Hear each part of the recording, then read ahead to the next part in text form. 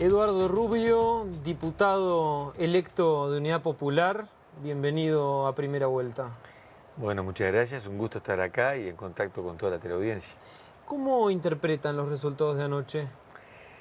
En lo que respecta a la Unidad Popular, como altamente positivo, se confirma una línea de trabajo, se consolida una propuesta política que vino remando a la intemperie durante unos años, en condiciones muy adversas, pero yo creo que la justeza del planteo político, la realidad que empieza a dar cuenta de que, que muchas de las cosas que planteábamos, que parecían lejanas, son reales, y el entusiasmo de la militancia hicieron posible este avance.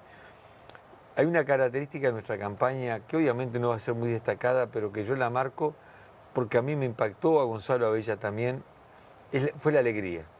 La alegría de nuestra militancia, de los más veteranos. A mí me acaba de llamar ahora una queridísima compañera de Tacuarembó con sus 70 largos años y muchos de militancia, con los gurises que empezaron con 16, 17 años y los que votaron por primera vez a una vida militante que tiene como marca registrada la alegría. Lejanas pero reales, decía usted, alguna de las propuestas de Unidad Popular. ¿Cuáles? Que parecían lejanas o no parecían reales las críticas que hacíamos al gobierno del Frente Amplio. Cuando dijimos que este gobierno del Frente Amplio no representaba a la izquierda, parecía una blasfemia. Pero a medida que empezás a razonar y te preguntás qué es lo que define un gobierno de izquierda, porque no es válido eso de que las palabras ya no tienen contenido, que todo vale. ¿No? El posmodernismo te marca en ese sentido, no, pero la izquierda es izquierda. ¿Pero hay solo un 1.1% de izquierda en el Uruguay? No, hay mucho más. Hoy se sienten representados por esta propuesta el 1,1% de la izquierda en el Uruguay. Pero te cuento una anécdota que me sucedió en la Plaza Independencia, en la Plaza Libertad, repartiendo listas. No la reconocí, pero se para una compañera, una vieja militante socialista. Vieja militante, de mi edad. Y bueno, y como andaba años de militancia compartida, no se rompen los afectos, y me dice, bueno, que tengan suerte. Y yo digo, bueno, vamos a estar solos ahí, porque preveíamos una sola banca. Y me dice, ¿qué importa? ¿Cuánto tiempo estuvo solo Frugoni en el Parlamento? Y fíjate vos que Frugoni sería capaz que bastante menos que el 1%, fue parlamentario solitario y marcó la historia del Uruguay, y fue sobre esas bases que se construyó una izquierda que fue creciendo en poder. Entonces no nos asusta ser el 1% ni nos quita representatividad. Y creo que hay mucha más gente de izquierda que de a poquito va a ir rompiendo con una tradición, con el sentimiento, con el voto del miedo, al que se convocó a muchos frente amplistas de izquierda. Cuidado que si no votás el frente viene el cuco o el cookie. Y eso pesa en mucha gente. ¿No tenía algo de sensato eso? No. Si eso hubiera sido sensato, el Frente Amplio nunca hubiera nacido. Yo te cuento, yo en el 71 cumplí 18 años, o tenía 18 años recién cumplidos, y milité por ese Frente Amplio en un departamento muy blanco, en Flores, donde mi padre fue el primer candidato a la intendencia por el Frente Amplio. ¿Y sabés lo que nos decía alguna gente? Che, escuchame una cosa, está la reelección de Pacheco, y si no Bordaberry, ¿por qué no votan a Wilson, que era lo progresista del Partido Nacional? Y empecinadamente, aquel Frente Amplio de izquierda colocó una nueva fuerza política en la escena, en la lucha política nacional. ¿Fue incorrecto? No, fue totalmente correcto. Era la opción verdadera. Esa opción, por lo menos malo, en la vida no termina siendo buena. Rubio, hay mucha gente que se pregunta, bueno, con un diputado, ¿cómo van a incidir en los grandes temas políticos del país? Mucho. Teniendo el Frente Amplio mayoría parlamentaria. Claro. A ver, ¿cómo es eso? Mira, hay cosas en las que obviamente no vamos a poder incidir o no vamos a poder cambiar. Pero en temas concretos, hoy la corrupción es un tema, real, doloroso de la vida política. Y nuestro diputado allí, que esta vez me toca ser a mí o será mi suplente, vamos a estar marcando esas cosas, porque un diputado, un parlamentario, debe ser un defensor, un guardián de los intereses públicos. Pero ¿cómo vamos a incidir también en la política? Porque no concebimos la vida de un parlamentario encerrado en el Palacio Legislativo. Queremos llevar, como decía la consigna, las voces del pueblo al Parlamento. Y cuando tengamos un proyecto de ley, como tenemos ya trabajando en carpeta... Por ejemplo, ¿en qué tema? A ver. Plan Nacional de Vivienda. Vos sos muy joven. ¿Cuántos jóvenes de tu generación pueden acceder a una vivienda en este país? Con un salario ni siquiera por debajo de 15.000 pesos como ganan 800.000 uruguayos, ganando 23, 24, 25.000 pesos. ¿Cómo accedes a una vivienda? Entonces, se construye para los que tienen poder adquisitivo y a partir de ahí se dan los préstamos. Nosotros queremos un plan nacional de vivienda que le posibilite al trabajador de la construcción, que ha vivido su vida construyendo edificios de lujo, construir viviendas que puedan utilizar sus pares. A partir ¿Ya lo costearon? Sí. ¿Cuánto saldría? Le Pero van mira, a preguntar. si- Lo primero que le van a preguntar es eso. Claro. ¿Cuánto sale? Si vos dedicas 500 millones de dólares por año a un plan nacional de vivienda, vos estás construyendo miles de viviendas por año. ¿Y sabés lo que son 500 millones de dólares? Es la suma de lo que se perdió por la estafa de Pluna y las pérdidas de ANCAP en un año. Que no hay plata en el Uruguay. ¿Sabés cuánto pagamos por año de intereses por costo de deuda externa que se duplicó? Más que se duplicó en estos 10 años. Pagamos 1.500 millones por año. Entonces, ¿cómo que no hay dinero en el Uruguay? Eso hay que seguirlo ¿Sabés? pagando, ¿no? Yo creo que habría que revisar eso. Porque ¿por qué pagamos y debemos cada vez más? ¿No te suena raro? Parece los Ahora, préstamos... si Uruguay no paga los intereses de deuda, le cortan el chorro, ¿no? O el chorro. A ver, la inversión extranjera directa, el país podría quedar en una situación donde la economía puede verse resentida. Bueno, vamos a ver el país que tenemos hoy, ¿no? Con la inversión extranjera directa. La tercera parte del territorio nacional en manos de extranjeros. 11.000 pequeños productores de menos de 100 hectáreas expulsados del campo en 10 años. Familias, ¿no? Son 70.000 personas que fueron del campo, ¿dónde están? En los asentamientos, en las ciudades. Duplicación, más que duplicación de la deuda pública uruguaya, de la deuda bruta. Estamos en 39.000 millones, 40.000 El millones. desempleo nunca estuvo tan bajo, ¿no? ¿Cuál desempleo? El de los que van en los carritos reciclando basura y que... Hay menos. ¿Eh? Hay menos, Rubio. ¿eh? ¿Hay menos? Carritos. Sí, a los que sacaron y ya están volviendo. Menos carritos. Hay que hablar con la gente. Ahora, Hay que Rubio, hablar- pero no hablemos del si la empleo, realidad es hablemos tan del mala, empleo, si la hablemos del realidad empleo. es tan mala como usted la pinta, ¿por qué 47%, 47,9% vota el Frente Amplio? Claro, es que los procesos llevan su tiempo. Y yo te pongo un ejemplo histórico. ¿Vos pensás que el Uruguay con Pacheco estaba bien? No, era terrible. Medidas prontas de seguridad, militarización de los bancarios. Y Pacheco ganó en el 71. Tuvo la mayoría electoral.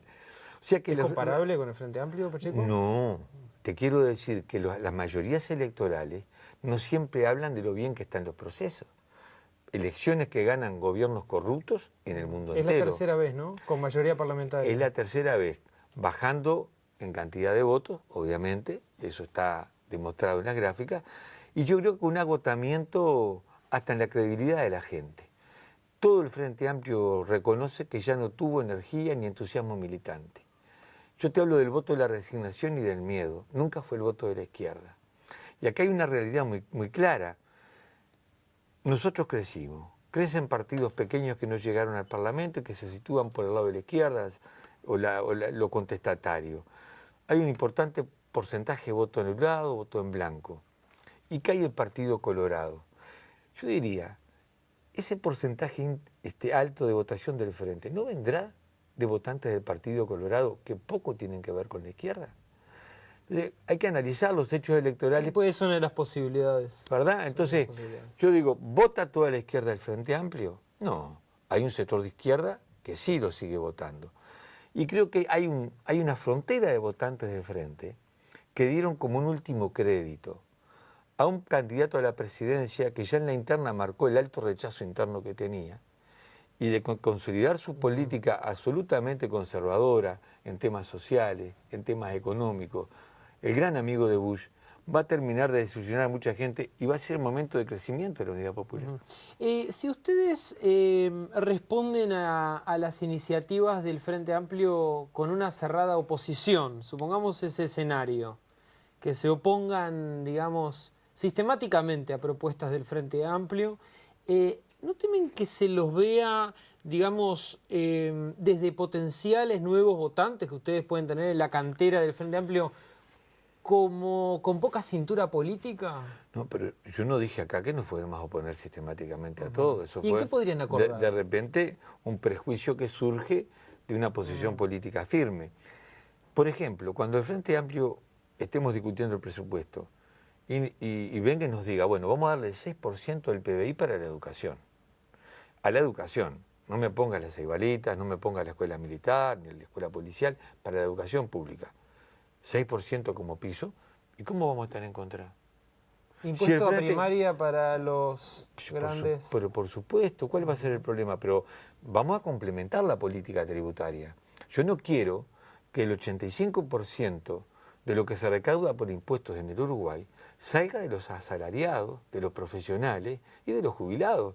Yo quiero que pague UPM, yo quiero que pague Mafri, el dueño de los mayor parte de los frigoríficos uruguayos. Yo quiero que pague el Sheraton, el Conrad, que no paga nada. Quiero que pague Montes del Plata, que tiene en el contrato una cláusula que dice, no voy a pagar impuestos. Y si surge algo de impuestos después que esté instalado, me lo van a descontar por otro lado. Entonces, Lorenzo, el ministro procesado, el ex ministro procesado por la estafa de Pluna, reconoció que en 10 años de gobierno habían tenido exoneraciones tributarias a la inversión extranjera directa, que ustedes le llaman, a las multinacionales, por 10.000 millones de dólares.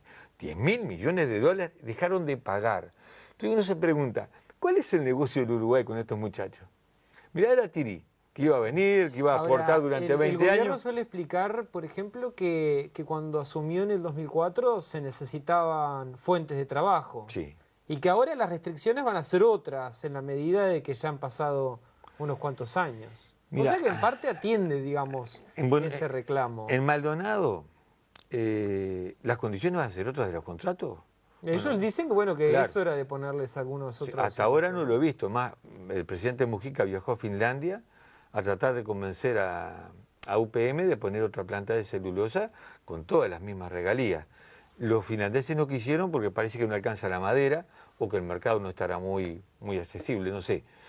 Pero en materia de generar fuentes de trabajo, la única manera es abriéndonos así, sin ningún tipo de condicionamiento a la inversión extranjera directa. Yo me pregunto, ¿el Uruguay no puede ensayar un proyecto de reforma agraria? ¿No hay condiciones para eso? En el mundo, si hablamos de mercado y de no aislarnos del mundo, ¿qué es lo que el mundo más precisa? ¿Precisa etanol? ¿Precisa hierro? No, el mundo precisa alimentos. Y nosotros somos potencialmente un emporio de alimentos. Tenemos una reserva impecable, impresionante de agua, que la estamos contaminando. ¿Hasta cuándo? ¿Cómo podemos permitir que aquí, por la ley del mercado, se haya instalado y extendido el cultivo de soja transgénica, que empezó a retroceder porque cayó el precio de la soja, y hoy la gente no sabe qué hacer con los campos? No hay un plan de país, no hay un proyecto de país que se sustente en la base de las necesidades nuestras como país, como nación, sino que se generó un modelo y un proyecto de país de acuerdo a las necesidades de las multinacionales. Ellas marcan qué se precisa y de qué manera llegan. ¿Y con eso generamos empleo estable?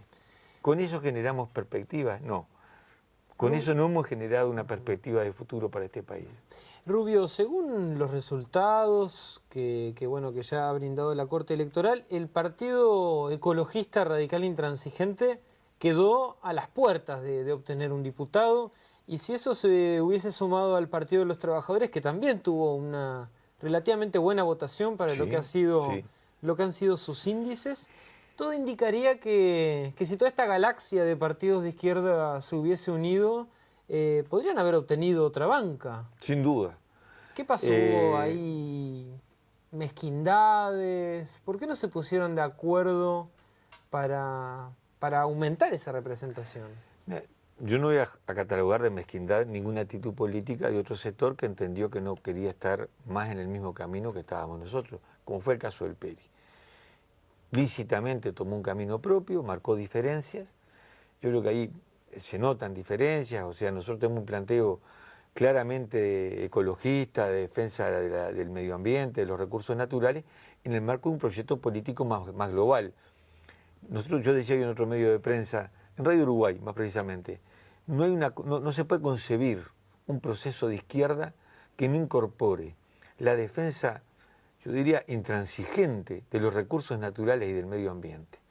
No hay sociedad de futuro si no preservamos estos recursos que son la vida, pero precisa de un proyecto político más global. Capaz que ahí estuvo la diferencia, iniciaron su camino, no les fue mal y habrá que ver qué nos depara el futuro.